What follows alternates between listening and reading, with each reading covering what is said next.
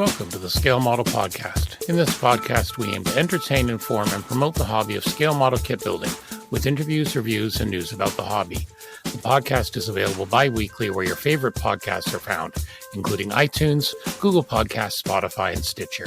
You can also get it from our website at scalemodelpodcast.com, where you can find show notes, photo gallery, and so much more. You can also subscribe to get notifications on all our updates, new episodes, and video content. Please support the Scale Model Podcast on Patreon. Patreon supporters enjoy early access to content and exclusive contests. Your Patreon support helps us to offset hosting and other costs to bring the podcast to you. Welcome to episode 124 of the Scale Model Podcast, sponsored by Cult TV Man, Sean's Custom Model Tools, and Return to Kit Form. I'm your host, Stuart Clark, and we have an absolutely jam-packed podcast and an absolutely jam-packed virtual studio with all of our usual suspects and another suspect. So, first of all, from the North Shore of Lake Erie, where he is running the wedding venue to the stars and avoiding monster mosquitoes from carrying him off, Mr. Jeff Hyland, how are you, sir? I am not dead yet. I am still here. That's good. You haven't annoyed Lynn. No, it's some damn mosquitoes. I mean, I have annoyed them like crazy. All right. I'm just saying. We can't go outside unless there's a good breeze. Yeah, exactly. Well, that's what happens where you are, right? That's I keep saying a flamethrower. A flamethrower. No, this summer's been bad because it's been one of the wettest summers that we've had, and very true, and very humid. And so there's standing water around, and the mosquitoes are breeding like mosquitoes. Yeah. Like bunnies, only worse. Okay, well, the bunnies are bad too. The bunnies are bad. Anyway, now if we could just get rabbits to eat mosquitoes. Well, there you go. Chris, bring some fox. Exactly. Okay, so we may as well introduce that mysterious voice that you don't hear every day.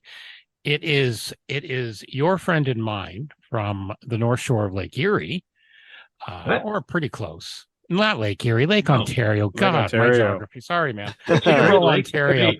Other guy. Kris Sieber, otherwise known as Wolfram 72, book author, Valkyrie maker, the guy we're all jealous of. Chris, how are you? I'm very well. Thanks for having me on, guys. Oh, we're very pleased to have you on. We're going to talk about that awesome new book that's been making its way around the internet shortly. We also have Mr. from the other side of Commissioner's Road, where I am in London, Mr. Anthony Goodman. Hello. How are you tonight, sir? I'm great. How are you guys doing? We're doing good, living the dream as always. And then, of course, from just west of Chicagoland, in the house with puppies and all sorts of chaotic things, Mr. Terry Measley, how are you? Good evening, gentlemen. It is indeed chaotic. It is indeed, and you're outnumbered by all these darn Canadians. No tonight. Neutral. Yes, you guys are more neutral. I'll stay chaotic. Take off, eh? All righty. So let's get right into it. And of course, we always like to remind people you can support the podcast through Patreon and buy me a coffee. We do have links on the show notes, and we'll talk about that at the end of the show. So some of the latest news. Those of you who have been following along knows that the Nats, there was a bit of controversy. We talked about that last podcast. Well, there was an announcement from the executive board. They've announced a no-touch policy for models at contests after that one incident, even though technically it was legal, but a judge holding a little tank up in the air, way up, using a cell phone flashlights, two apparent no-nos from the show. So they're going to change that, which I think is good, because I think it means they're becoming a little bit more responsive, which I think is awesome. Chris, what's been your opinion on this whole thing? I'm of the mind that you don't need to be picking up models. I don't think anything in a contest needs to be that serious that you risk damaging something that people have hundreds or even thousands of hours invested in. I mean, airplanes are a little more challenging because we tend to put a lot of effort onto the bottom, whether you're hanging ordnance or you're doing stains and whatnot. And obviously that makes it a challenge to try and see. That certainly we're putting a plane securely on a base helps, although I wouldn't want to see somebody hoisting a plane on a base as high as that shot was. So, I think it's the right call. I think it's the call that puts everybody's best interests at mind. And I was glad to see the IPMS USA e-board make that call as quick as they did. Exactly. Anyone else have some comments on this? Totally agree. Totally agree. But So much. they needed to address it, and they addressed it. Yeah, exactly. So much so that we've just reinforced our local rules. We use IPMS Canada uses very close to the IPMS USA rules, but we are the local chapters allowed to do their own, and we've put a specific thing in saying that thou shall not lift a model. It's not like the Lion King, guys. That's that's the way we look at it. So awesome. Well, and I think I think Go that's ahead. important too, because I think a lot of that starts at the grassroots. Agreed. Right. The majority of judging is happening at a grassroots level. And so if we can institute that at a grassroots level, that's going to continue to carry its way up over the next few years into regional competitions, into national competitions. And I think that's where you have to generally address a lot of these things is, we see it at that stage, but we've got to cure it at a sort of the opposite end of the spectrum. Yeah, here, exactly. And I think, as I said, between that and the president's unfortunate editorial, which had an equally amount of uproar, the e-board is very aware of it. There's some people on there that get it, and I think we're going to see a lot of changes going forward. So those of you who haven't yet, make sure you listen to Anthony's interview from last week. There was a lot of good information there. All righty. So we had our special contest. Speaking of IPMS USA, I put all the entries into random.org, picked a number, and we have a winner, Preston Culp. Congratulations. He sent a picture. I believe it was a Voodoo and an A4, is work in progress. So look out for an email from us. It'll be actually from Anthony to set up your IPMS USA membership. And again, we want to thank the IPMS USA e-board for making that possible for us. All right, Anthony, our good friend at Return to Kit Form. What's going on? Yeah. Well, I've been chatting with Brett a little bit. So recently he's been streamlining his business. I think it was just catching up with him. He's doing quite a few things. So he is going to be focusing on his amazing Valkyrie camping masks. And if you haven't used them and you have a Valkyrie, you got to get them. So they're available at Hobbylink Japan. He's got his own site, Return to Kit Form. I believe it's Return to Kit Form. Yep, Return to Kit Form is one of our sponsors. Yeah.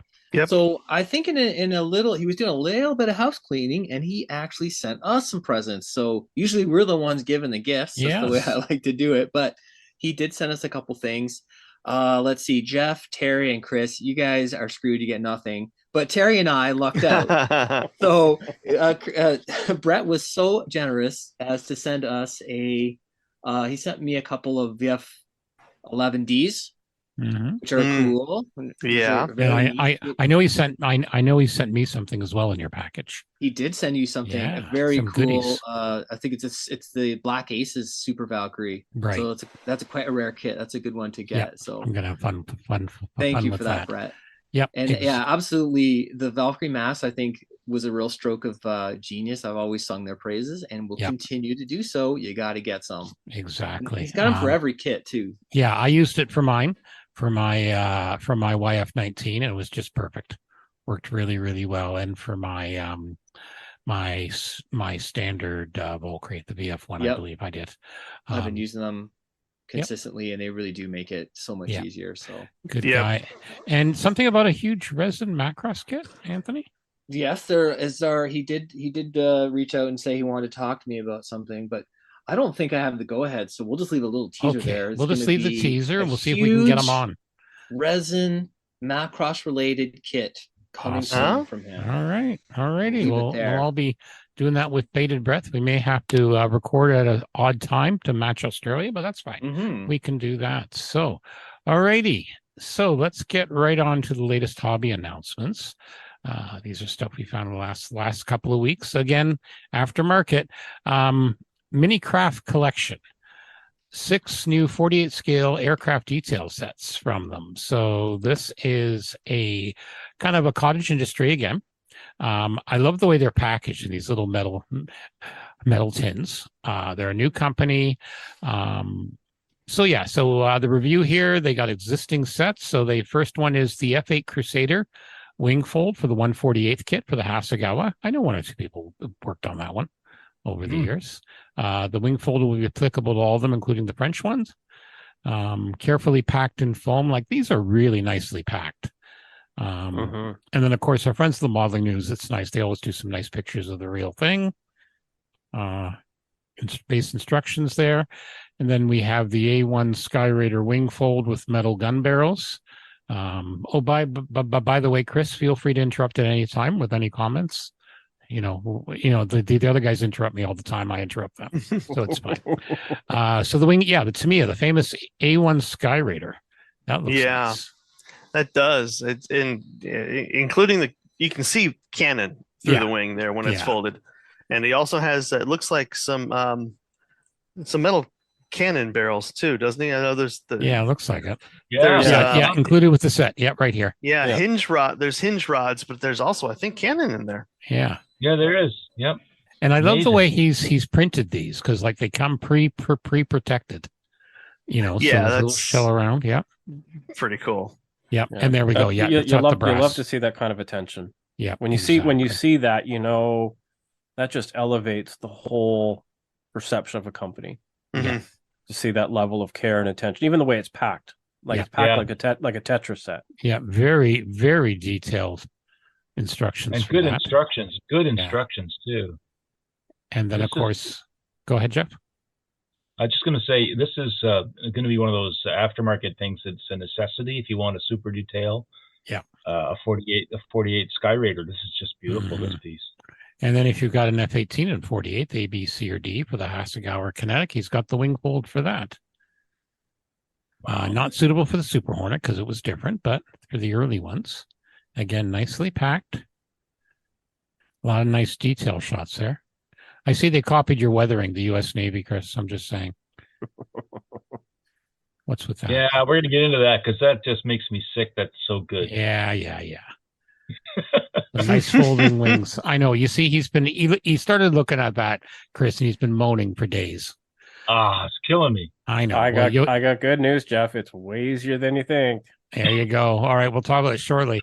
And then we've got ejection seats. Those seats are amazing. For Martin Baker H7s with U.S. Air Force Phantoms. Yep. Yeah. Because, the Phantom, that cockpit's open to the world. So those are just gorgeous. That's beautiful. That almost looks like a Kris Sieber injection seat. That's what that kind of looks like. Well, I like how there's a lot of negative space between the seat frame and the wiring. Yeah. Even this, and this is something I see on some of these 3D printed seats. They don't get that negative space in, say, behind belts, but it looks like there's some of that behind the belts. Mm-hmm. And that kind of thing is really, really critical for me, because that's one of those things that really, I think, starts to play with your perception of scale. Right. Is when you have that negative space, when you have shadow areas behind things. Mm-hmm. Yeah. It really sets something apart, really makes it look like it's not plastic molded. And he's definitely done his homework, because if you look at the instructions, they talk about he's got, depending on which kit manufacturer you've got 2 parts for the back section there.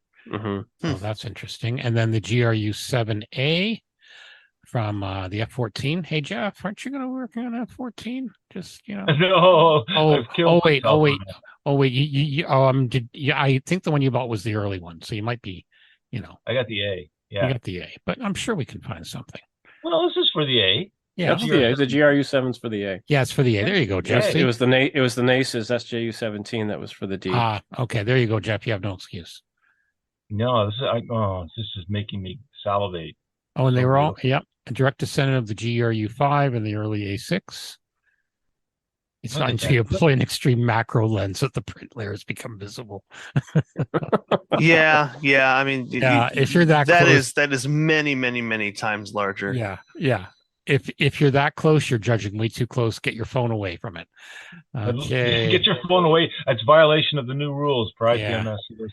ACES 2 ejection seat. Yeah, just gorgeous. And again, nicely packed. So definitely. So you can pick them up from HobbyLink Japan. He's also got his own site, scalespot.com,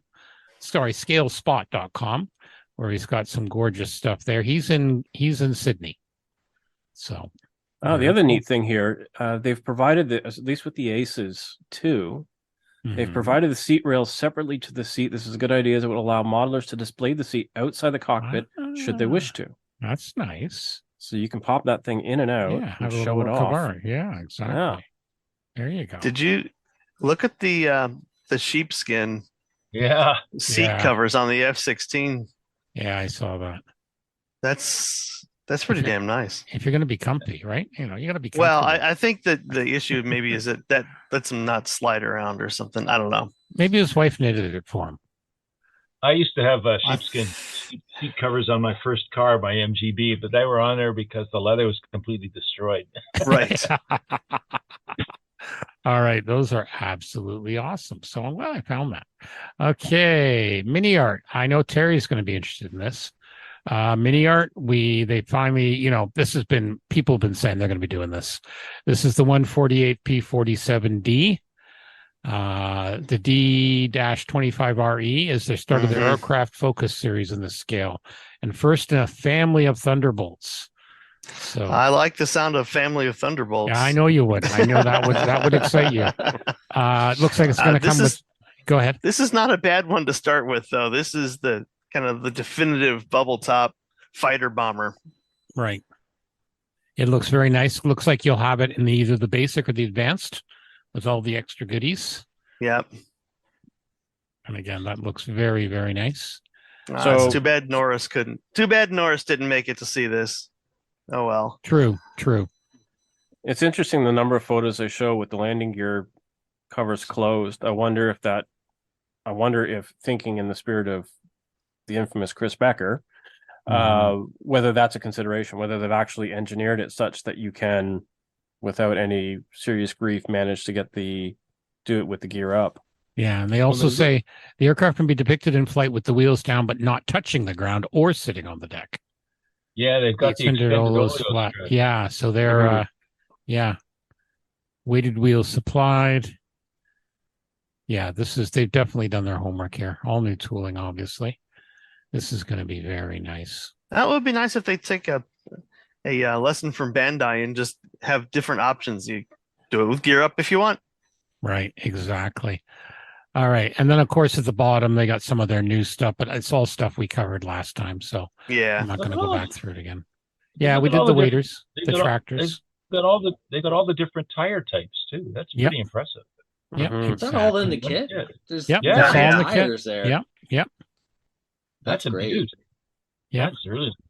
Because the other, not yet. That's being a bit more of a trend recently, isn't it? Though instead of multiple versions or having to buy them, it's like, especially ones like Minicraft here or Mini Art rather, they just put it all in there. Yeah, and awesome. I don't know if maybe they'll even have masks, a la the old some of the other manufacturers. It's going to cost. It's going to be an expensive kit anyway, and wheels don't take that much space on the spruce. So, and they've got several different tanks, including the oblong flat tank that really let them take the fight into southern Germany. I just looked at the Mini Art website. There's no price. Still marked as coming soon. But you also got your conversion kit in, didn't you? I did. We going to talk about that now? Yeah, let's talk about it right now. Why not? All right. Yeah, he was so very excited. So this was Koster's old XP47H conversion for the old monogram kit. Very nice. But I'm looking at differences between them. And Halberd models, I just received it the other day. And let's see what's the easiest way for you guys to see this. But there you go. We see it. It's on there. It looks pretty nice. It is a little different. Yeah. There are subtle differences to it. And I would hope that the newer one is more accurate, but it's just the finished kind of the end point for the P47, right? When they tried to put that big ass engine in there, it never made it to service because they didn't really need to, but they did try. I look forward to doing it. It should be pretty fun. And I did look, and I apparently do not have a Tamiya Thunderbolt, so I'll have to keep an eye open at a show.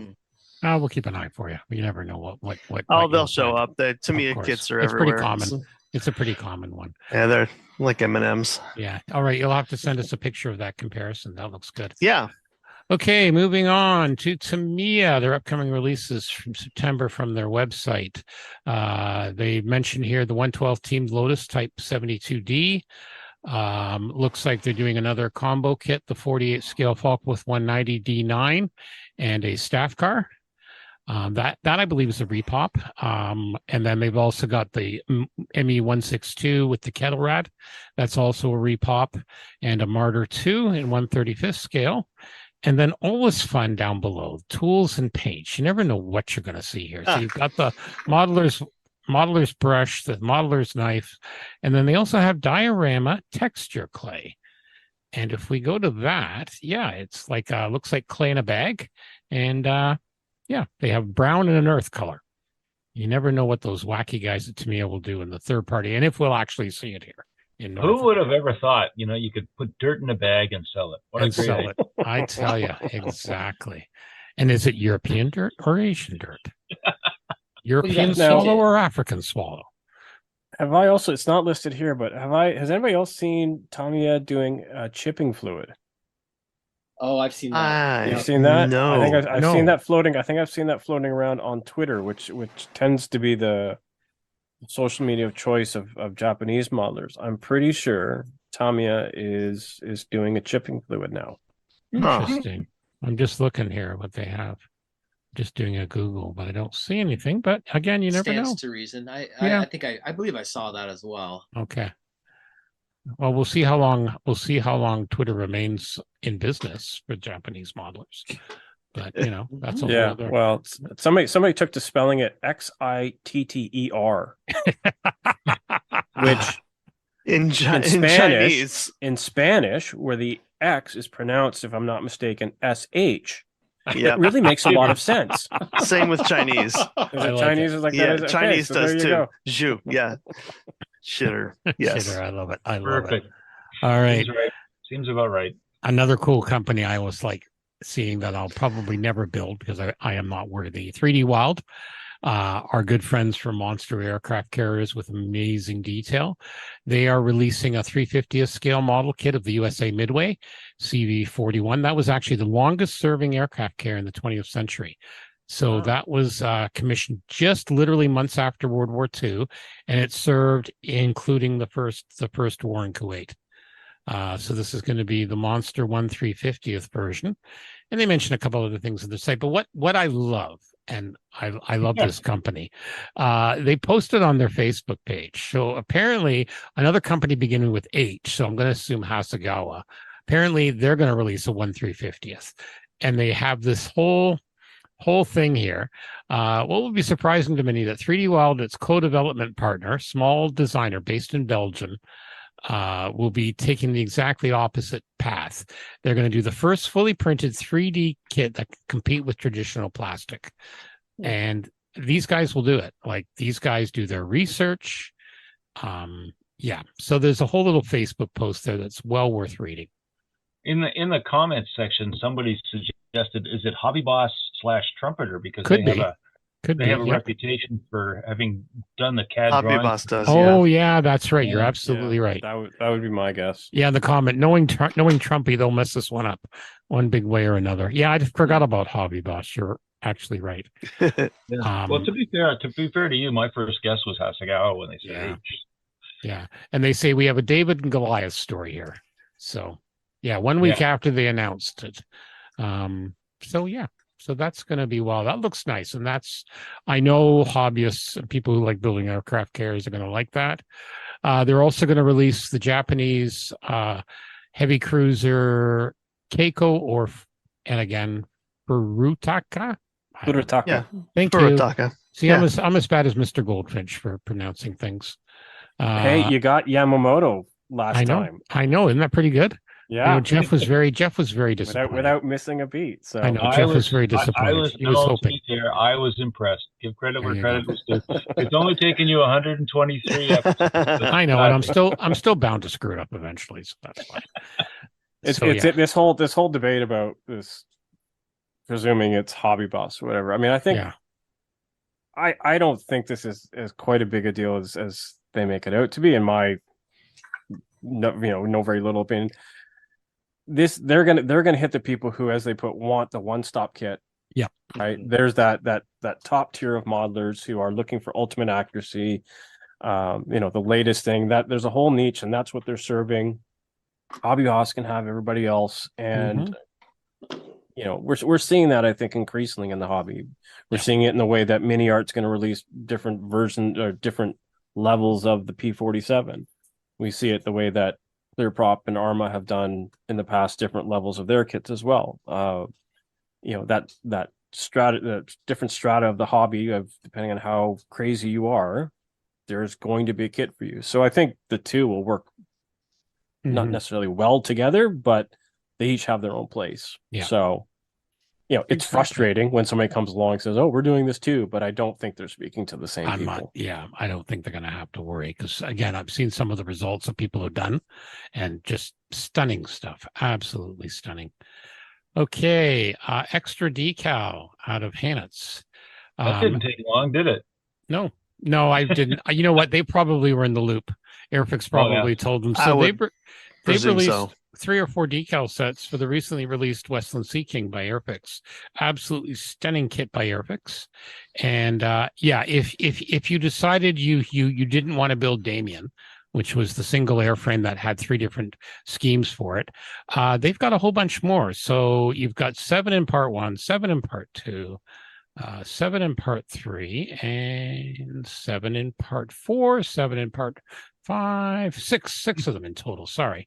So pretty well every sort of country, whatever. I know, I have a feeling a guy in our club, Harold, who flies helicopters for a living, I have a feeling he'll be ordering part 6, because I believe didn't his dad fly these? Royal Norwegian Air Force. So I have a feeling he'll be picking up that. I'll have to bug him. I'll have to send him a note about that. Well, he said he's going to buy 5 or 6 of those kits. Oh, I know. Because exactly. He flies for an air ambulance up here. He flies for Orange, Chris, out of North Bay. So and he's a big helicopter guy, right, from Norway originally. But some gorgeous schemes here if you want some different ideas. Egypt. Yep. I believe I see the Republic of Egypt, Qatari. There's a real variety. Yep. So you're not going to run short of ideas. So definitely some really cool stuff there. And again, gorgeous. Airfix managed to keep that under the hat for everyone. No one knew until the day of release. So that's awesome. And it looks like a really nice looking kit. Okay, quick boost. Resin detail sets in 32nd, 48th, and 72nd. Again, a whole bunch of different ones. Remove before flight covers for the 32nd F-35, Bronco ejection seat, a lot of 48 scale stuff. If you're building F-35s, F-4s, or F-18s, you have a lot of choices. And piston rods. Yeah. Nice clean shots too. Yep, exactly. And piston rods. If you want your piston rod for your 109s with undercarriage leg locks, you may need a magnifying glass to see them, but that's all right. But they look good. May. Yeah, some of us, we're getting old. But flashlight. Super Hornet ECS pipes, early and late version. MI-17 rotor vibration dampener. Well, I think once the SAM missile hits it, I don't think they worry about that if it's in Ukraine. Oh, sorry. Too soon? Too soon? Too soon. Way too soon. Way too soon? Not soon enough? Okay, I'm just saying. Okay, more cool things. We know a few people that'll be all over this. Fantastic Plastic, who does some amazing stuff. They are working on a 72nd SR-72 Dark Star, the hypersonic test bed, CAD render, and Scott Lothar's doing the CADs for it. So there's the render. And of course, I love the Facebook comments. 148th, please. Yeah. And then somebody says 172nd. Yeah, that's what was there. Yeah, it's like read the report. That's just a cool looking bird, no matter what. Yeah, there's I think it's a company called R2 Miniatures has just released a bust of Tom Cruise's Maverick in 1/9 scale, I think. Which, oh yeah, I mean, looks really, really nice. But a neat compliment to this would be Tom Cruise as he's walking into that restaurant, that diner. yes. And after he's crashed this plane, you can have like young, neat, swanky Tom Cruise, and then you can have old, just crashed your plane after going Mach 10 Tom Cruise. Yeah, you could. I like it. I like the that hair a lot. with the hair all mussed up. The hair all mussed up and everything. Yeah.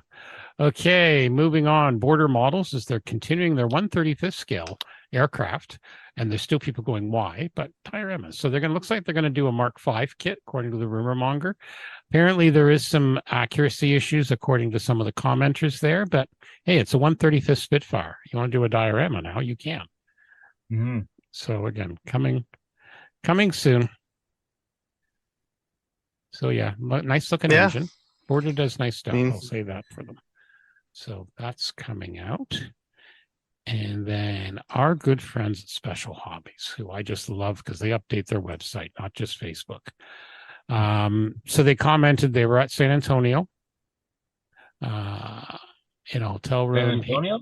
No, he said in a San Antonio hotel room. Yeah. But maybe he went out to the West Coast. But yeah, he was talking about they were also at San Marcos. They had a bunch of stuff on test shots, the 172nd F-84, the Kriegs cutter, the boat, and the 48 scale Baltimore bomber. And of course, and one cannot forget the Titan submersible. Speaking of too soon, obviously they were working on it before, which gained plenty of attention from the visitors. Yeah, I'm sure. They had a couple of re-releases. They're going to re-release the Sutherland Mark III, the KI-54, the Maryland Mark 1 and 3, and then a nice looking Kitty Hawk. And this one I like, the Seafire Mark 15 in Royal FAA or RCN service. So that looks. I'm surprised. Yeah, that's. You'll take that one over the sow with piglets? Really? Well, just saying. I might get both. We'll see. Yeah. The Maryland. The Baltimore. Yeah, the Baltimore. I mean the Maryland. The Maryland. Yeah. That's a 2022 kit. I just had to give it a quick look because I did not pick that up. Yeah, interesting. It was around. I do not, to be honest, I'd never heard of it until now. The Martin, Maryland. Yeah. Interesting. Well, the U.S. and the Brits, I don't think really showed much interest, but it served around the world. Yeah, and here it kind of morphed into the A20, if I remember right. Oh, that makes sense. Yeah. Oh no, wait, that's Douglas. That's Douglas. Yeah. So, then we have the Titan, Jeff Sow with piglets. How about the slaughtered pig suspended on a pulley? God. Two scales too, both scales. You got a camel. Hey, little plastic people have to eat. I know, several camels, flat gun light, bazooka, all sorts of neat things. They always do interesting things. I want to know sometime how many SKUs they have in their warehouse because they have a hell of a lot of stuff. Okay, Anthony, you're still with us? Good. I thought you maybe fell asleep. You're getting quiet there. Okay, you're on, buddy. You got some Gundam stuff. Yeah, there's a little interesting Gundam news. I mean, there's always a ton of Gundam news, and I'm certainly not qualified to be your Gundam news presenter, but I will offer you this. You are. I'll give you this little tidbit. So I just caught this headline on Gundam Kits collection about a new, this is in the planning stage. That's what they call it there in Japan, the planning stages. But they've released a little bit of artwork. This is 2 different master grade models. So that's your 1 to 100 scales. It's the Freedom Gundam and Justice Gundam. But the interesting part is that it's going to be a real type color. So, and let me give you a little background on why this is interesting. So in the very beginnings of Gundam, it actually didn't do very well. The TV show, I think, was canceled early, and they had a big falling out with their toy manufacturer, and they pulled the funding for it. It didn't really work out super great. But they were doing the model kits as part of the kind of that was the promotion, was toys and model kits. And then the toy company basically funds the animation. So it didn't do great on its television run, but they ended up making 3 compilation films and putting them in theaters the next year. Mm-hmm. And those were a hit. It caught on with that audience, and it was a huge hit. People were lined up around the theaters, and they started to do this thing with with the model kits, because they were picking up in Steam, called MSV, and that was Mobile Suit Variations. And part of that was these real color or real type styles. And so one of the main mecha designers, Kunio Okawara, he was one of the original staff. It kind of started out, I think, on the original Gundam TV show. So this would be about 1980, 81. He was the main designer. I think a lot of people contributed to a lot of the key designs, but he did a ton of design work for this. And he did all these different ones that became this secondary model kit line, where they tried to make them a bit more realistic and give them a sort of a militaristic feel to them. And they changed some of the colors that were like brighter and made them more, olive drab and just that type of thing. Okay. So this guy now has obviously gone on in the following 40 years to a healthy career working in the Japanese anime industry and being part of the Gundam franchise in various forms. So these are kind of a nod to that early thing. And those MSV kits, I believe, that was sort of like a second run of kits. That one exploded. I think that really sort of championed the popularity of Gunpla with plastic model builders in Japan around that time, sort of the early to mid 80s. So it was a kind of a big deal. And they're kind of they're neat. They sort of do have a little bit of they make them more machine-like and kind of soften some of the more fantastic edges and make them a bit more gritty and realistic feeling to them. So these particular Gundams, Freedom and Justice, are from a show called Seed, Gundam Seed, which came out like 20 years ago. I believe it's 20 years old. I kind of remember it as being the new one, but anyway, there's been a follow-up film released from the Gundam Seed setting, and that's coming up. So this is a part of a promotion or whatever for that film that's coming up in 2024. So yeah, they're kind of neat, and you know what? Yeah. It's right back to one of the original creative forces behind them. So it's kind of neat, and it's neat that the real type style is one of the things that kind of, I think, kicked up the popularity of Gundam models. I like the Justice one, the blue one. That definitely appeals to me. Yeah, they're neat. And I can't remember what the original colors were like, but I think they may even change some of the design itself. Well, nothing wrong with that. Looks damn good to me. Yeah, so it's kind of neat. It's kind of a real throwback, and you get to see the original creators still working on material and putting out interesting kits. So yeah, very neat. Very, very cool. And they both have the classic codpieces. Yes. Fabulous. Jeff always says the bigger the codpiece. I think that's just skirt armor, Jeff. I know, but don't spoil the thing. But check out the giant guns at I know. Yeah, I noticed those giant guns. What are they compensating for, right? Yeah, exactly. Yeah, probably the lack of any type of guns. Penis. Cod pieces, and I think we found our episode title. Thanks, Chris. Cod pieces and guns. In cod we trust. In cod, we'll go with cod pieces and guns. I like that. That's good. I like it already. All righty.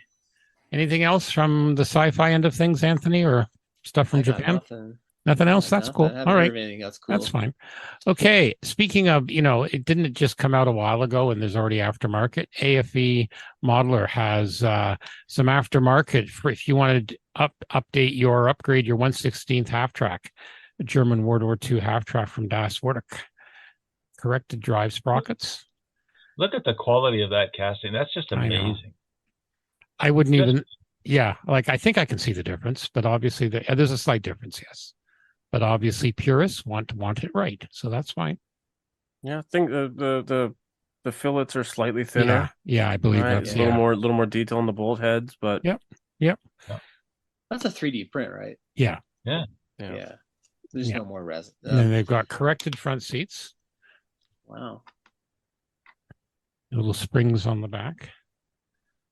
Weighted front wheels, which I think is good. I remember building the 176 Matchbox one, and you had to, if you didn't line it up right, the wheels would stick up in the air. Yeah. Look at the size difference in the wheel. I know, slightly smaller, eh? Yeah. Interesting. But and the way that the tire and rim fit together is just so much better. Yeah. It doesn't look like a toy. Exactly. Yeah, Yeah, it does a lot better. A lot of little detail. The stem real tight together. Yeah. MG 434 with the folded or extended bipod, ammo boxes. Look at the detail on the ammo boxes. Very nice. Man, it's so tiny.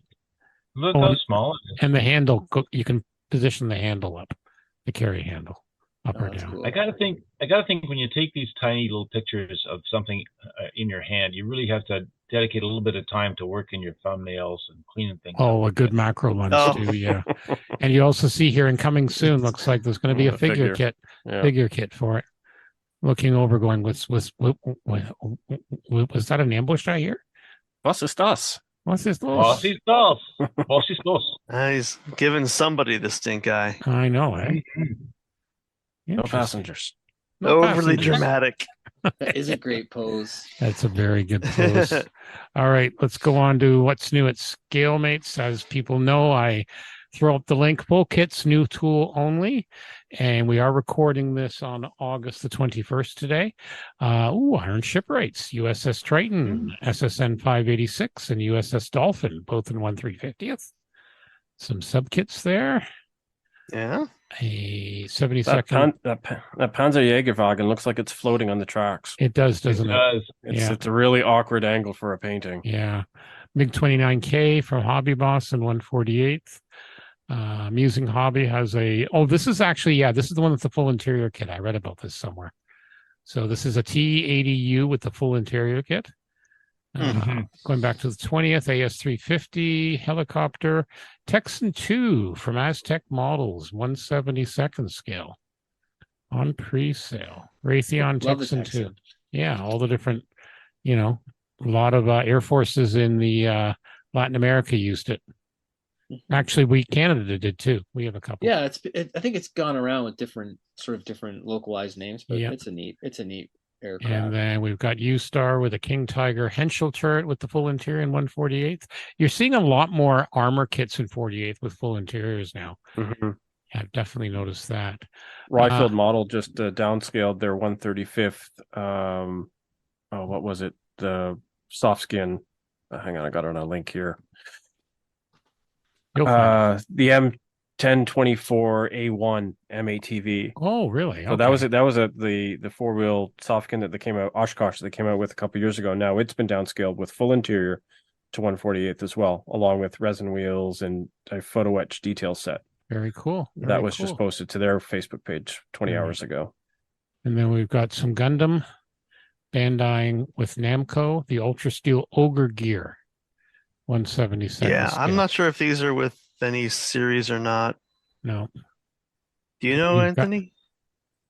These might be one of their originals or something. Yeah, maybe. Yeah, it says from Namco, so it could be a game.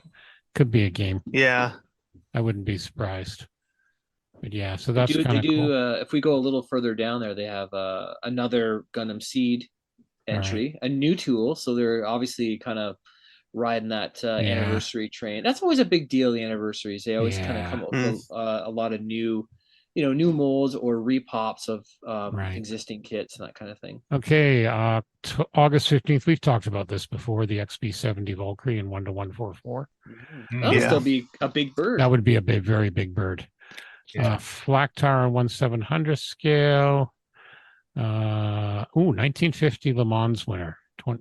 The Talbot Lago T26 GS in 1/24th, and the Alfa Romeo. Both look very nice. Okay, USS Curtis Wilbur, just U.S. destroyer in 1/200th. Yeah, but look at a whole bunch of these little things. Yeah, 3D Home. There must be a new company, probably out of the Ukraine. Looks like. Yeah, look at them all different ones. Yeah, holy cow. And then ROK Army. Yep, all this. Yep, a whole bunch of them. No, they're Polish. Are they Polish? Okay, so they've obviously put their catalog in. But certainly capitalizing on the Ukraine. Yeah. These are these are like there's no speculative futuristic designs. Game pieces or something, but there's if you click on the link, there's nothing there. Okay, so they're still just reading the minute text there. Concept of the future of the Ukrainian Army 2050, the release of a series of tanks. Looks like Iron Shipwright's got a couple of different subs. They've got an O-class submarine, a H-class submarine, another O-class, 1925, 1943, again, 1/350th. And then a whole bunch here on August 9th. So I wonder if this has all been announced. Whole bunch of submarines. Perch class USS Plunger, 1943, resin in 3D. Tamber class. Pressure. Yeah. Pressure. There's one. Yeah, what could possibly go wrong? Nothing. Otis Steam Excavator, Masterpiece Models. That's kind of cool. That's kind of cool looking. Yeah. Yeah. So, and that's pretty well where we went last time, because if we keep going, we get down to that Honda that Jeff was drooling over. Yeah. Very nice. Model Factory Hero. Yeah.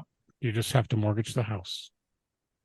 What is that steam excavator? Is kind of like the ones that they used to dig the Panama Canal, or is it? That sort of thing. Yeah, it would be that same idea, I would think. Yeah. That's pretty neat. Yeah, that is. Okay, let's talk about something else that's pretty neat, namely our good buddy at Cult TV, man. See, you just set me up for those. It's the segue, the king of the segue. You do it so well. All right, let's see what Steve's up to at Cult TV, man. Let's see what's happening at Cult TV Man and CultTVManshop.com. End of summer in the Northern Hemisphere. We're getting into that back-to-school season, which means things will be getting colder out there, and it'll be time to thinking about getting back to our benches and working on model kits. Exciting news. They did have a restock of the Round 2 from Star Trek VI, the Klingon Cronus 1 Klingon Battlecruiser in 1/350th scale. Right now it's on sale at the store for $125.99. You can get that. In addition, they also have the lighting kit in stock, and you can get that for $64.99 to make that Cronus one just a little bit more special. It looks absolutely awesome. There's also a photo etch set available as well, so make sure you take advantage of that. All right, other what's new. They have a K7 lighting kit from Voodoo FX for the K7 space station, the classic AMT. They have a Razor Crest lighting kit from Voodoo FX, and also the Slee Stack 1/8 Aurora scale from Escape Hatch. That's actually on a back order, but that looks like a gorgeous looking kit. And we did talk about a few other ones. Pre-orders are now available for the USS Cerritos from Lower Decks from Round 2, the USS Enterprise, Strange New Worlds, the 1/1000th scale. And if you want the classic Klingon Battlecruiser, the reissue in 1/650th scale, you can pre-order that as well. So all sorts of goodies as always from our friends at Cult TV Man and Cult TV Man Shop, and let them know the Scale Model Podcast sent you. Okay, we're back, and we always welcome Kris here, because we always love when we run into him at Heritage Con and that, but he's actually here for a special reason. He's actually here flogging his latest work. No, I'm just kidding. No, he actually. I am flogging it like the last horse in town. I keep seeing your ugly mug everywhere, right? I know. Podcasts and all that. No, that's, you know what? It's well deserved, though. Carefully calculated. So, yes, Kris, for those of you who don't know, LaFrom72 has a YouTube channel, has a blog, occasionally throws together somewhat passable model kits. I'm just kidding. He has produced a brand new book out of the four. Now, can I safely say it was kind of originally designed for the Japanese market? Yes. Okay. So that is a key facet. Key thing where we'll talk about that in a minute. This is called. It's titled "Super Detailing the F-14 Tomcat," and frankly, just an absolutely gorgeous kit. Kris was nice enough to send the podcast a copy, which I got just before our club meeting the last Wednesday, and I brought it to the meeting, and it was oohed and awed over. And Jeff has taken it home because he's got an F-14 in his queue that he wants to get his mojo back. So I thought he'd be a good person to give it a review and that. And it's not just the F-14. You'll also see some amazing pictures of his Valkyrie. And that made the rounds last year. And we saw it at Heritage Con. And, I look at that and I almost wanted to throw it on my Valkyrie kits, but I didn't, because it's just motivation. So Kris, take it away. Kind of give us the history of this, how this came to be. So this project actually started beginning of 2022 when I was approached by Scale Aviation magazine in Japan to do an article. They were producing an issue that was focusing on the Tomcat. The Tomcat has an incredibly high level of popularity in Japan, and they asked if I would be interested in doing an article on super detailing sort of high value areas of the kit. So the cockpit, the ejection seats, the gear wells, the landing gear. We had hoped to do ordnance, just time ran out. And initially I kind of wondered why me. I had no F-148 scale experience to speak of since in the last 20 years.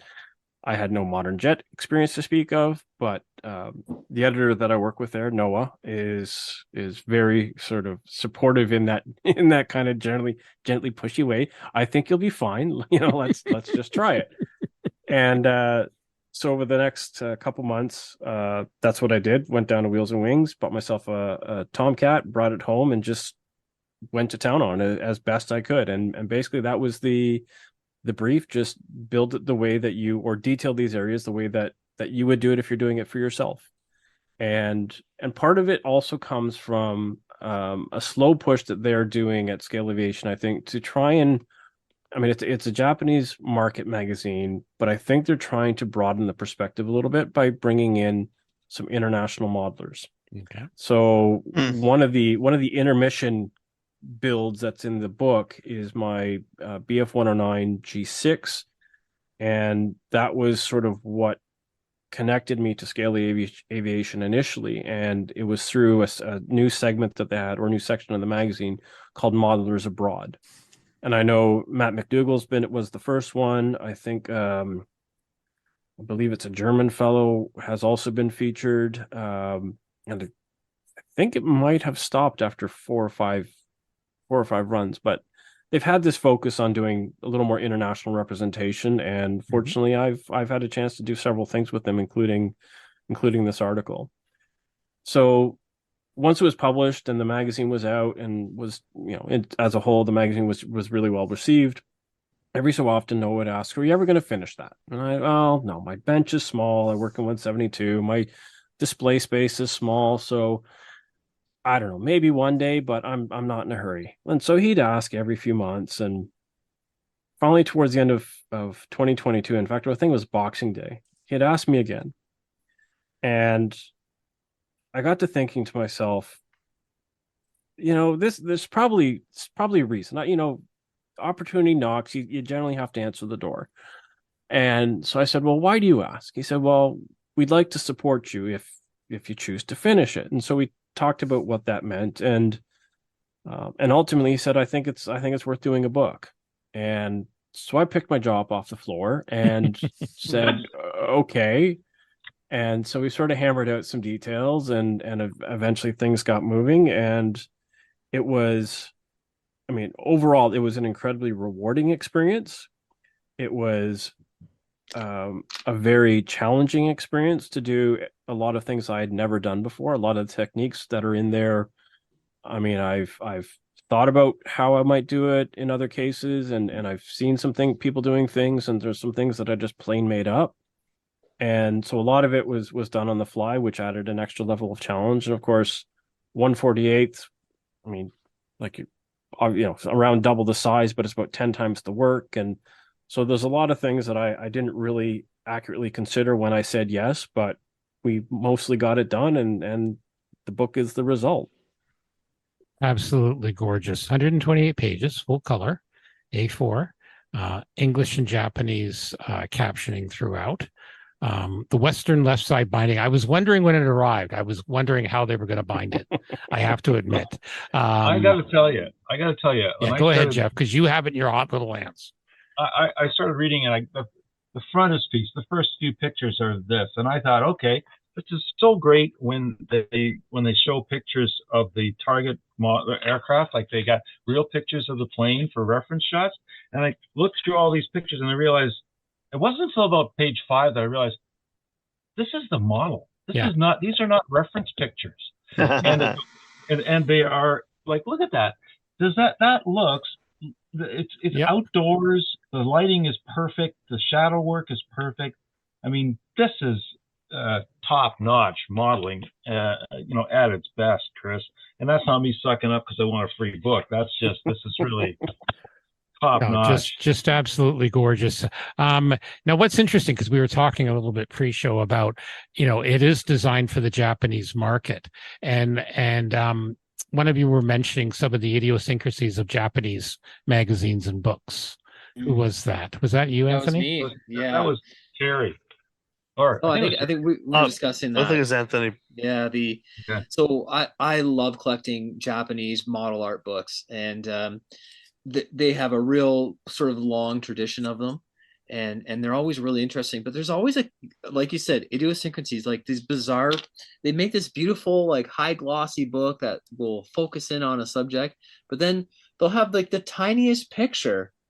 And you'll be looking at it because maybe it'll be like like an in progress picture. Look, how'd that person do that? And it's just the smallest picture, and there's like a ton of white negative dead space. It could have like made giant, and they'll have like the text will be a quite a small font when they could have just from a design standpoint they could have gone bigger. And you get that all the time.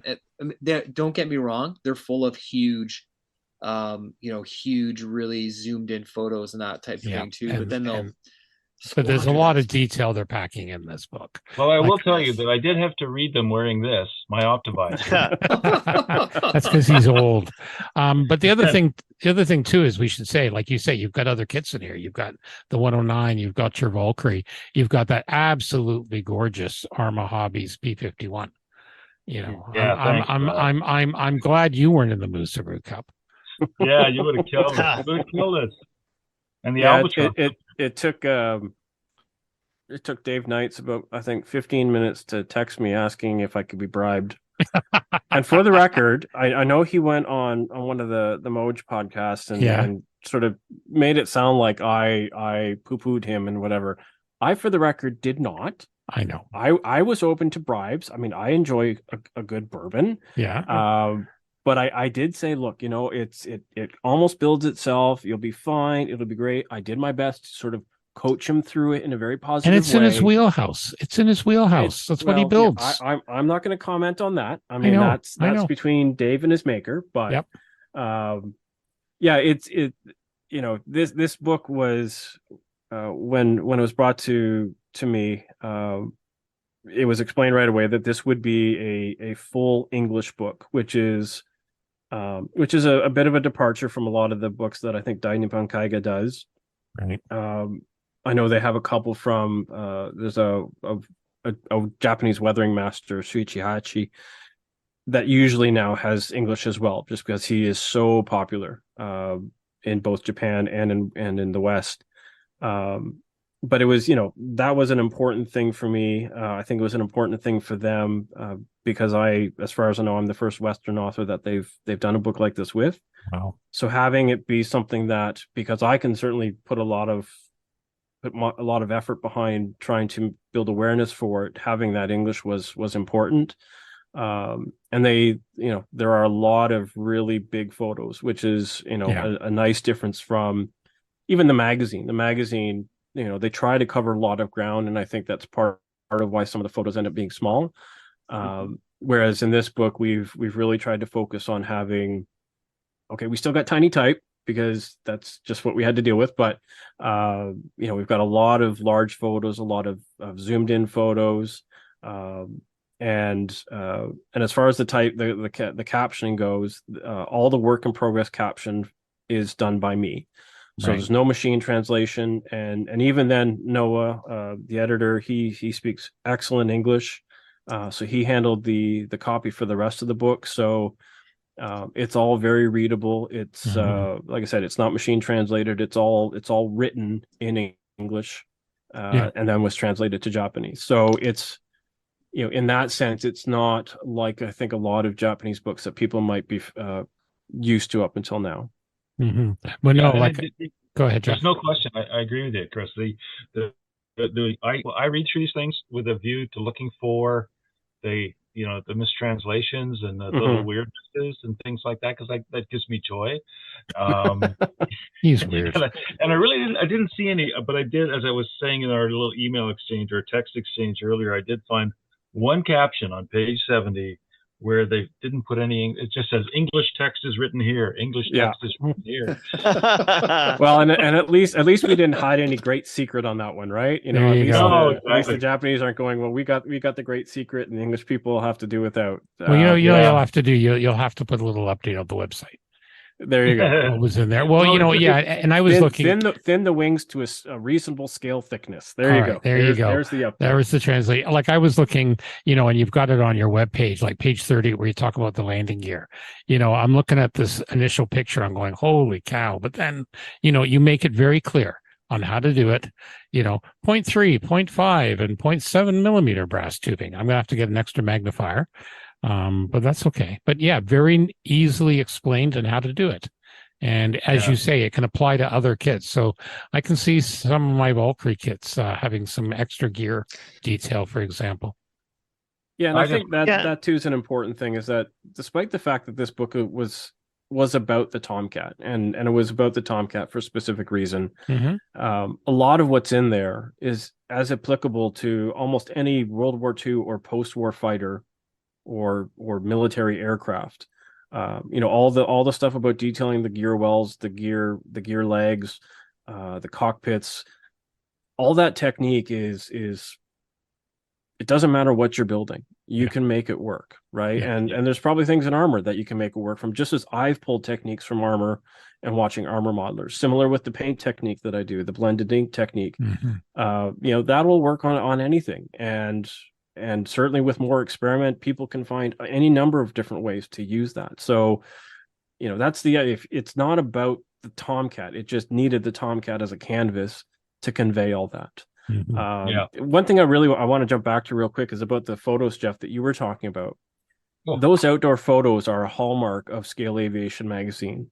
And I don't know if it started with the chief editor, Ishizuka-san, but it's something that they do a lot in the magazine, and I have to give all the credit for those photos to Noah. He took those shots, composed it with the little tug that he built, and I've put those out on Facebook, and the response to it's one of those things that it's more than the sum of its parts.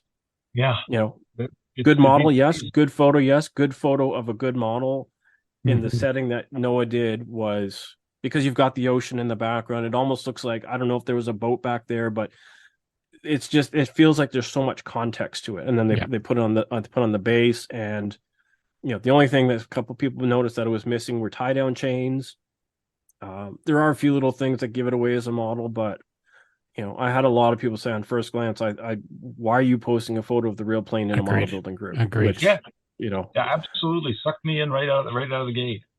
Exactly. Well, actually, Jeff, you were talking about weathering techniques. There's something you're going to try. You said. Oh, I've never tried. I think Terry's, you've talked a bit about using the acrylic inks, but I've never tried it. So I'm kind of I'm kind of keen to give that a shot next. That looks really neat. The great thing about them, especially like the India inks, is they're transparent. There's no pigments in them, so they will just tint over whatever you put them on top of. Cool. It's brilliantly done. The photographs and the like, sometimes the how-to pictures for techniques, the pictures don't quite show you what you really think you really find out you need to know. This is really this is done the right way. Every shot is purposeful. I couldn't believe that you actually carved out bits and pieces of the resting hook. That was just a genius. Yeah, well, and that comes back to when we're talking about the ejection seats, right? And figuring out what are the tells on a kit that tell you that it's injection molded. What are the limitations of injection molding, even for a company like Tamiya, that you can't. There's just certain areas you can't get negative space into. And when you can identify those areas and you have some of the right tools to tackle it, opening those spaces up and clearing them out, and it just immediately changes your perspective on that piece. Yeah. Because now you don't have those tells. Now you don't look and go, well, yeah, they had to, it's supposed to be sort of 270 degrees of a circle, but they had to do 180 because they can't do a negative cavity behind that. Well, once you introduce that, suddenly you've removed that immediate limitation on how a viewer will look at it. Yeah. And so whether it's seat belts on a 3D printed seat or whether you're carving plastic, that's sort of one of those fundamental things for me, is anywhere that I can do that without wrecking it. That's one of the things I always try to do. And I'm looking at this thinking, I would wreck that. I guarantee you I would wreck that. You just have to buy a second kit. I would either carve a big gash into my finger, or I would destroy the piece. And I would have looked at that. A little bit of ink. That's what fine files and such are for. I mean, Yeah. a lot of times wet filing is the best solution. Remember, you're not using the grinder here. It's not a 3D I know. ceiling It's hanger. Different level of accuracy. What I did come out of this realizing is that some manufacturer is going to get a lot of my money for new tools, is what's going to happen. Well, let me put you at ease a little bit. I don't have a lot of carving tools. I have a couple chisels. I have drill bits. I have metal files in a variety of shapes. Not even the small jeweler brooch style. They're all your regular hobby shop stuff. Yeah. And it just takes doing it slowly, a little bit at a time. Don't get carried away. Don't try to take away too much. Stop and look at your work. Compare it to your references frequently. The other thing, the other thing about realism is you have leeway, right? Even if you don't thin it out as much as it should be, if you can thin out half of it, if you can thin out 75% of it, if you can at least remove that tell, you've already gotten most of the way to where you need to be. Yeah, Right. back in the old, Right. The monogram Motaki type ones with the molded in tail wheels, I would saw those out and file them out like you said. You file it out, you put the wheel back in after a little bit of reshaping, and it's not perfect. It's not what you could get now through 3D printing or anybody else, but it just looks a lot better. Yeah. And you put that effort into it, and now it's not a hunk of plastic. It's actually separate pieces. Exactly. Yeah. And in a contest situation or a display situation, when everybody else is left theirs molded in, it immediately jumps out. Yeah, and that still qualifies as out of the box. Exactly. Yep. Exactly. Definitely. So I think that's the whole point of out of the box, is that Well, you exactly. put it in the box Make it work. Yep, make it work. Make it work. Yeah. Yep, exactly. I've made details out of paper from the instructions for out of the box. It was in the box. I've used sprue and bent it and molded it. Like I've carved whatever dies or whatever, and then I've plunged hot plastic into it to try and get X bolts and stuff like that, or lenses, and all out of the box. Good stuff. So this has been a very popular book. HobbyLink Japan and some of the other retailers are having trouble keeping it in stock, eh? Yeah, I put it out. Well, I didn't put it out. Danny Bankaiga put it out. I just kind of sat on the sidelines by that point, just sweating bullets as to what the response was going to be. It's from one perspective, it's not everything that I could put into that kit. It was built to a production timeline, so there are limitations. The weathering section, I could write another book on weathering it. So you're always wondering what people's expectations of a book are going to be. But it is, it's a book on super detailing. I think I hear a volume 2. Yeah, I know. That's what I was going to say. If he's written one now, so I think there'll be something else in the future. So, are you still taking orders on your website? You've got it for $51, and you're waiting for more copies to come in. Yeah. So once we both HobbyLink Japan and Hobby Search, they had a pre-order. The pre-order in both cases went, I think, within about 24 hours, which surprised me. they filled their pre-orders, I guess around August 2nd when it was released. It's been on back order at both since, with one exception. HLJ did get some in, and they were I think, gone. available, and they were gone. I think it was about 6 hours. No, Yep. I don't know how many they had. Yeah. I don't think it was that many. So I had people asking, so I just said, fine, you know what, I will buy books on my own from the publisher, and I will have them shipped over, and I'll sell them here. So I did a pre-order through the end of July, and it sold 100 books through there. Wow. And still people kept asking. So I decided, especially with the back order situation, I decided, well, I'll do it again. So that's what I've been doing for the last, by the time this drops, probably for the last 2 weeks, is I'm just going to do a series of orders, I think, at this point, so long as the demand is there. And yeah, so people can go to my website, luftraum72, LUFTRAUM72.com. Mm-hmm. And it sort of briefly explains that you are buying, I don't keep any books in stock. You are buying a book, a guaranteed copy on the next purchase order that I put through to the publisher.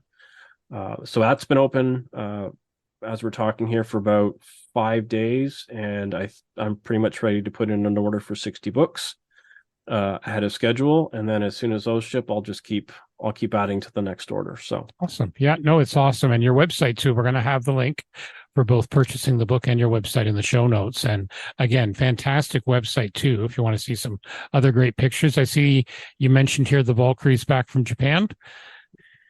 Yeah, that's been back from Japan for a while. I just haven't had time to photograph it, like I said. On the you're going to website. photograph it. I'm really looking forward to that one.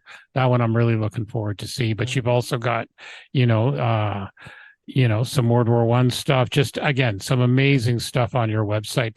And and as Terry was saying, I have a feeling, this will not be the first title coming out from you. I'm just saying. Fingers crossed. It's doing well so far, and I hope it does well enough to do a second volume. I would certainly love to do, if this is super detailing the Tomcat, I would love to do super weathering the Tomcat, and give that its just due, or maybe super weathering something else. Like I said, these are not limited to the specific aircraft, and if going to something else improves the visibility or the reach, but it's an idea that I saw Adam Wilder do. He had a book where he built a tank, and then he had a book where he painted a tank. Exactly. I would love to do the same thing. Well, I also noticed on your website, Arma sent you the 48 scale Hurricane kit. I'm sure that was destined for me, but I think they threw the restraining order on. I kept bugging them when it was going to be out, and I picked up my copy. And again, you're going through that, and that's going to be interesting to follow along as well. I agree wish I with had you. time for it. Well, absolutely. From what I've seen, it's the finest 48 scale kit of the Hurricane right now out there. I agree with fantastic. you. Yeah. So very cool. And again, full sprue shots and all that there as well. So definitely check out the site. Is there anything else you want to add before we end the interview? No, I just like to say I really appreciate the support you guys have given. I'm finally coming to terms with the fact that this has all happened. It's I wouldn't even go so far as to say it's fulfilled the dream, because I don't think I ever held that dream. Well, just make sure you have a Sharpie for autographing, or if some lady wants you to autograph her butt at the next Heritage Con or something. I've had a few autograph requests, so even that has been a thing. What do you write in these situations? So it's been rewarding, it's been humbling, it's been fun. It's been a lot of work. I'm surrounded by about 100 boxes that I've been folding up today. It's been a lot of things, but awesome. I wouldn't have given it up for the world. No, and again, absolutely gorgeous. And thank you. Hopefully, I don't know if you're going to be able to make it down to London, but we'll definitely see you at Heritage Con. It's on my calendar. It's on your calendar. Awesome. I will do what I can to make it. If you can, please try. Exactly. Yeah, and if not, we will definitely see you at Heritage Con. Yes, absolutely. And Kris, if you're ever worried that you're getting cocky or you're getting a big head or anything, just come back here. Feel free to come on the show. We'll bring you down. We'll take you down a peg. Yeah, no worries. No worries. Okay, so let's go on to what's on the bench. I'm going to start with me. Not much progress. A lot of stuff happening at work. I'm covering for vacation, so I basically have 2 hospital buildings I'm covering. So a lot of running around.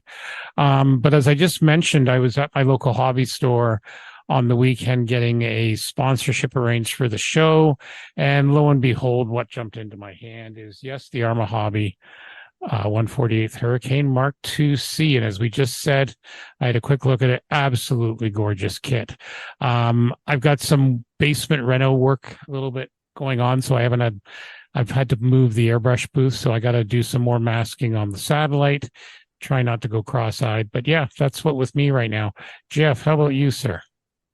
I haven't had much time. I mean, we were kicked out of our house this weekend for I think about 16 people stayed here for a wedding, and so we had to do a lot of work leading up to that to get the place clean. But now that they're gone, they're clean. They left some wine. That's really kind of them. Nice. And all that stuff is good.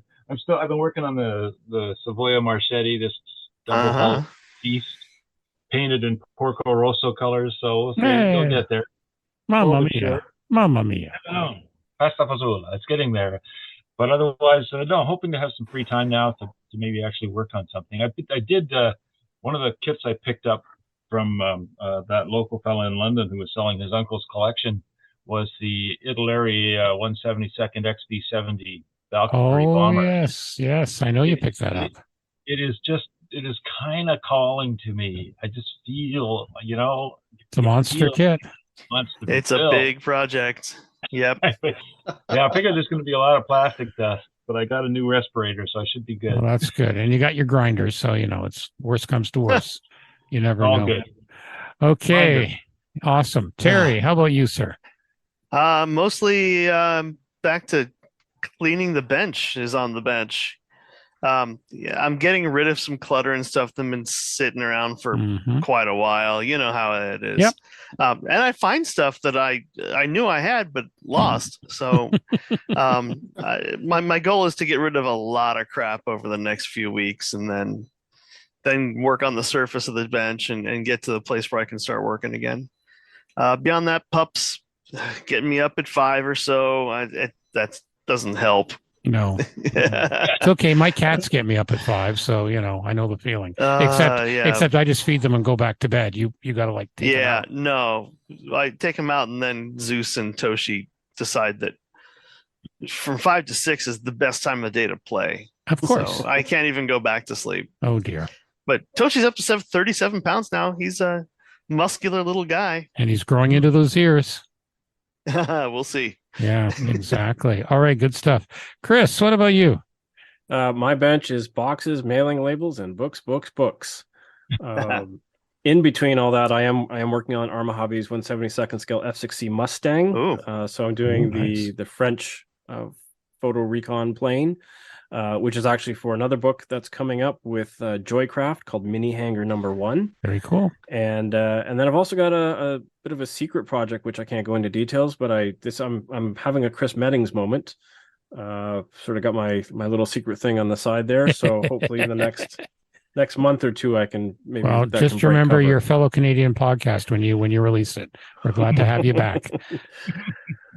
Cool. Everybody's going to know about it when I release it. That's awesome. But again, there's only one Canadian podcast. You gotta, there you go. You gotta stick to the side. Okay, Mr. Goodman. I've been just plugging away on my Shelf Queen redemption project. Yes. And I just added a few posts or pictures rather to our show notes or the show. I just got this Mr. Finishing Servicer Pink. Yes, I saw that at the store. Yeah, I special ordered that, and then he finally got it in. He didn't know what I was talking about, but listeners, maybe you will know. So the pink surfacer or primer, that's what you use when you're going to be doing reds or yellows, and it helps the sort of enrich in the color, right? So I added a photo of these sort of vents that are part of the Gundam Hazel, and it's 1/44 scale, and like the small little louvers are photo etch. And it's going to be kind of an orangey yellow color. So that's why I chose the pink as the base. Cool. Yeah, I've been working on that and doing some detail painting on the GPO3, which is almost done. That's looking good. That's looking really good. I know you've had that for a while. Yeah, and then Excellent. I've got I include a little picture of my MIFE from Bosnia, just as a little motivation myself. It's been in that very 99% done stage for Yeah. going on year 4. Mhm. So I'm just procrastinating on getting into the figures, but I'll get Cool. there. Cool. Awesome. Okay. And then the newer segment we've been trying to, what we're reading. I actually, last night I started this because the library finally had the ebook in. This is called Starry Messenger Cosmic Perspectives on Civilization by Dr. Tyson. Just started last night. This was out last year to very good reviews, and I've literally just a couple of pages in. But he's trying to, remind people about the rationality of science. I'm sure there's a shot about across the bow for certain people, but we won't get into that. We're not a political podcast, are we? Not at all. Anyway, started on that. Jeff, how about you? I just started a quick fun read, an old book by Elmore Leonard called Maximum Bob, and it's just a good mystery / detective / thriller / comedy in southern Florida involving alligators and a local judge who likes to give out more than the maximum sentence, hence the nickname Maximum Bob. Anyway, is there a butler? If he hasn't been fed to the alligators yet, he's the guy you should watch. It's Florida. They don't have butlers in Florida. Butlers. Because the alligators got him, I guess, right? Sounds like there's a lot of slashing in it. Yeah. That's about it. Yeah. All right, But Chris. no, that's about it. All right, Chris, how about you? I've just finished a couple sci-fi books from Adrian Tchaikovsky. Mhm. He had 2 3-book series. So the final one was Children of Memory for one, and Lords of Uncreation for the other. Yes. And now I'm just in a really sad place because finishing 2 series back to back at the same time is just. They're both fantastic. It's some of the best sci-fi I've read in a long time. Yeah, they're in my queue. They really are. They're excellent series. Okay. Yeah. So now it's just, what do I read now? So he's got a couple other standalone stuff which I think I'm going to explore. But there was both of them were just stellar. Very cool. Final episodes. Awesome. Okay, Terry. Almost done with Tom Cleaver's Clean Sweep.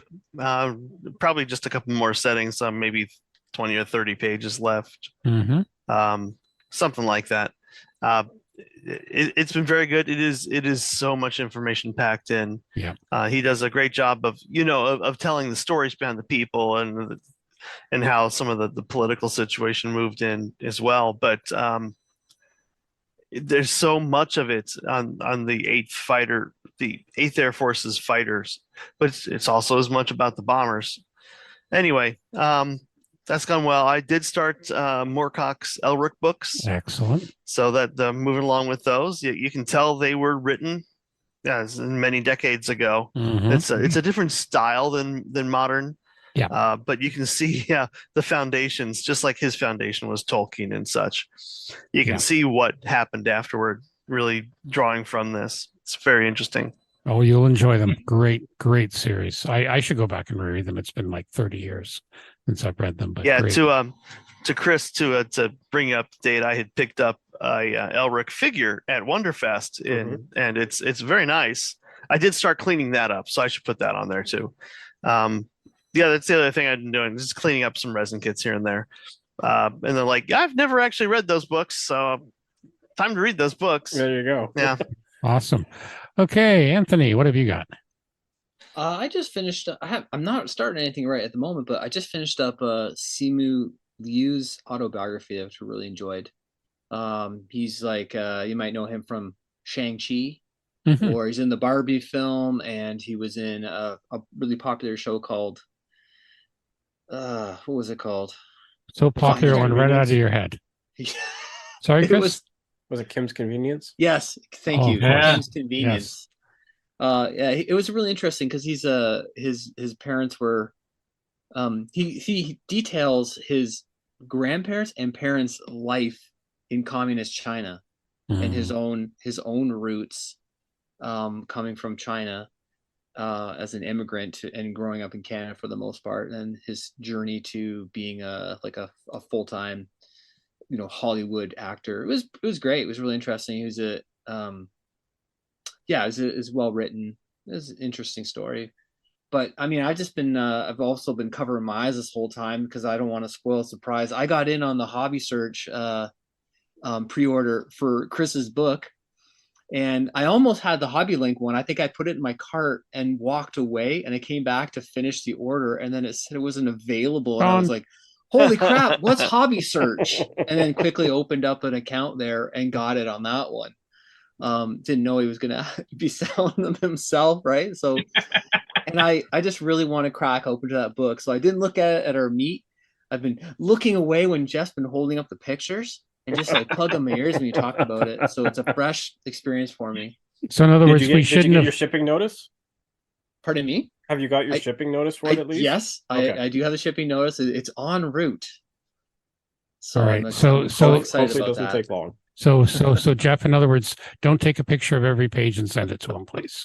What would I do that? Never. I'm just dying to find out if his Valkyrie made it into the book. We'll find out when Shall we spoil it for you now?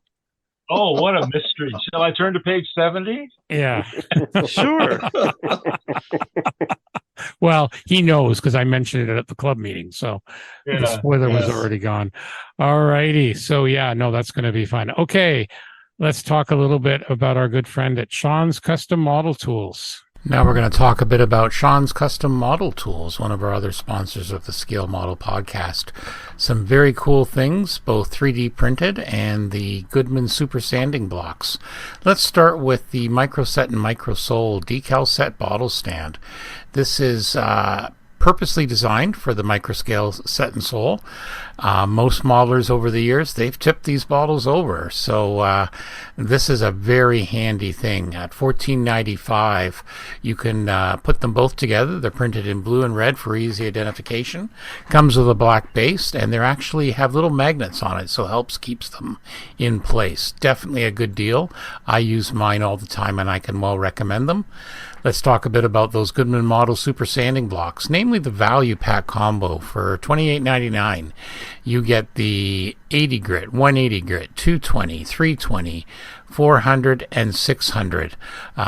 Just an amazing set, just what you need. And you can also, if you want, you can also get a super sanding block stand for it, which also really makes life a little bit easier, helps things keep it organized. The other thing too is they have the awesome model tape dispenser for your various tapes. It's basically a 3D printed thing. You put spools of your tapes. It's got a little razor blade to help cut it, and it's really, really good design. So yeah, works out really well, and yours for $19.95. So check out these and other amazing deals at Sean'sCustomModelTools.com, and also on Facebook, and tell them that the Scale Model Podcast sent you. All right, things we've seen. Another one, Neil Prentice. Who had this one? I did. Okay, go ahead. So Anthony knows Neil, and This is another one of Neil's experiments, which means it will get golds everywhere it shows up. God damn it, you're right. Oh yeah, this is amazing. So he saw like the Ghost of Kiev and these sort of things. Seems like looking at decals and like and Neil and I are painters, so he's doing a fairly simple digi camo on a VF11 Thunderbolt. Fairly simple, but masking off all those those like seam tape lines or whatever they are that don't get the color and all that kind of stuff is pretty interesting. Wow, God damn it! Good job. You know what? I will try this at some point. You can see it's just before he's doing cleanup. This is literally right after he pulled off the masks. Yeah. So you'll see a little jaggeds here and there. It's hard to know whether those will come up with a swab or if he has to do a little bit more work with it. Well, the one thing I learned from doing the two Valkyries so far is you definitely want to paint parts separate before putting it all together.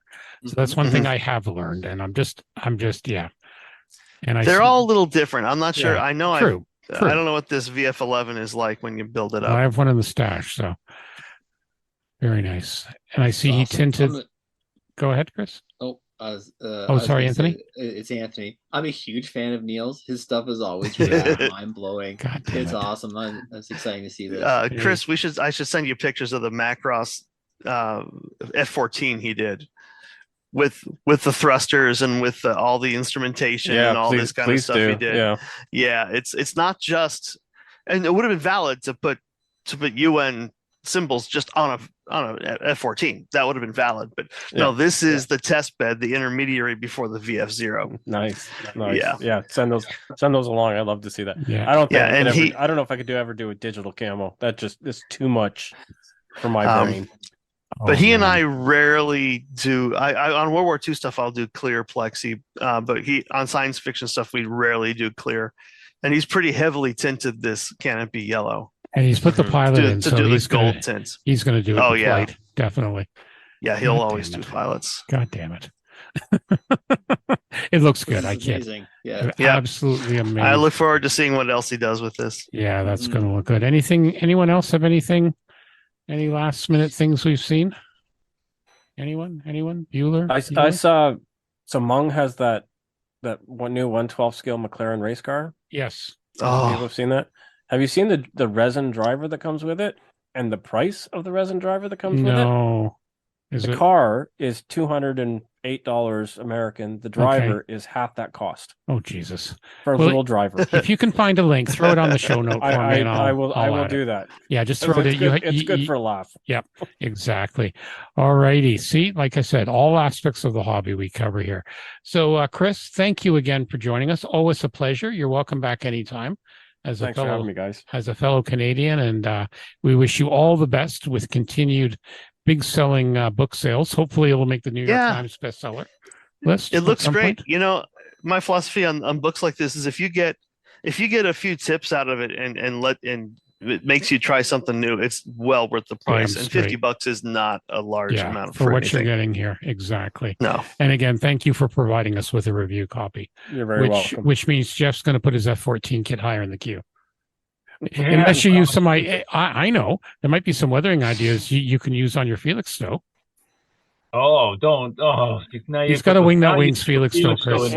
Yeah, of course. Oh, we will never let that down. No, we won't. Turnbuckles, man, 3D printed turnbuckles. There you go. I'm going for it. All righty, excellent. Well, I need to get 3D printed machine guns too. Yep. Gas patch. Oh yeah. I would think so. We keep sending him links. We keep winding them up, so that's all right. Okay, so we're also sponsored, as we mentioned, Anthony mentioned before, our good friends at Return to Kitform. Return, the number 2, kitform.com. Check out their web store. Absolutely fabulous canopies for your Macross needs and all that good stuff. And it sounds like there may be something new coming out, so stay tuned. Definitely. Stay tuned for that. Brett and Chrissy will leave you with a positive experience. They absolutely love it. For more modeling podcast goodness, check out the modelpodcast.com page. This is a page we set up for all the podcasts where you can see what else people is doing. We actually added a couple of new ones. So when I was doing the live stream for the Musaru Cup unboxing, with just making conversation with Malcolm and that. A couple of guys on the chat thing came in there and said, oh, how do we add our podcast? So check them out. I think we're up to 12 now. So, definitely podcast is, people thought originally, well, it's audio. How are you going to do it? But it's worked well. So definitely check that out. Don't forget, leave us a positive review on your favorite podcast site. It does help. We're also on Facebook, YouTube, and of course, scalemodelpodcast.com, where you can see all the awesome pictures and, puppy pictures, right? That's all you need. Yes. Right? That should just get 9,000 there. We also have some merchandise now. You can check that out on Redbubble. And of course, like I said, all the show notes are at scalemodelpodcast.com. So for episode 124, my name is Stuart Clark. I'm Jeff Hyland. It's me, Anthony, signing off. I'm Kris Sieber. I'm Terry Measley, reminding you that it's not hoarding if it's models or books. I like it. Thank you, and be well.